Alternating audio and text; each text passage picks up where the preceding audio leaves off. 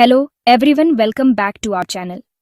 एक private limited company, उसके directors और एक सीरियस नॉन कंप्लायंस इश्यू, ये केस दिखता है जो दिखाती है कि आरओसी कंप्लायंस कितनी जरूरी है। मिलिए dimension cap build private limited से, दिल्ली की एक कंपनी। इन्होंने 2011, 2012 और 2013 के एनुअल रिटर्न्स और फाइनेंशियल स्टेटमेंट्स फाइल ही नहीं किए।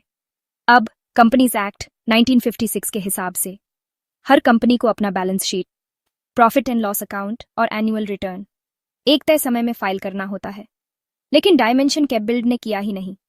2015 में आरओसी ने शो कॉज नोटिस भेजा और पता है क्या, कंपनी या उसके डायरेक्टर्स ने कोई जवाब ही नहीं दिया।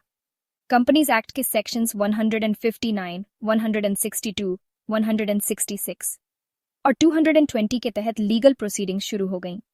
प्रोसिक्यूशन ने कहा कि सेक्शन 5 के हिसाब से सारे डायरेक्टर्स ऑफिसर्स इन डिफॉल्ट थे। डिफेंस ने क्या कहा? उन्होंने बोला कि कंप्लेंट समय सीमा के बाद फाइल की गई है और ये भी कहा कि कुछ डायरेक्टर्स तो बाद में ज्वाइन हुए थे, तो पुरानी गलतियों की सजा उन्हें क्यों? लेकिन कोर्ट ने क्या फैसला सुनाया?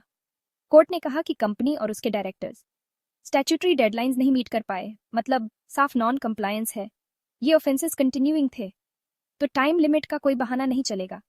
जो डायरेक्टर्स 2011 के बाद ज्वाइन हुए थे, उन्हें सिर्फ 2012 और 2013 की जिम्मेदारी दी गई। डायमेंशन केप बिल्ड और उसके डायरेक्टर्स को कंपनीज एक्ट 1956 के सेक्शंस 159, 162 और 223 के तहत गिल्टी ठहराया गया। सीख क्या मिली? कॉर्पोरेट कंप्लायंस को इग्नोर करना खतरनाक है। अगर आपकी कंपनी है या आप डायरेक्टर हैं, तो अपने आरओसी फाइलिंग्स समय पर पूरे करें। आरओसी कंप्लायंस में मदद चाहिए? एडवाइस ब्रेन से एक्सपर्ट गाइडेंस लें। लाइक, शेयर और सब्सक्राइब करें कॉर्पोरेट लॉ अपडेट्स के लिए।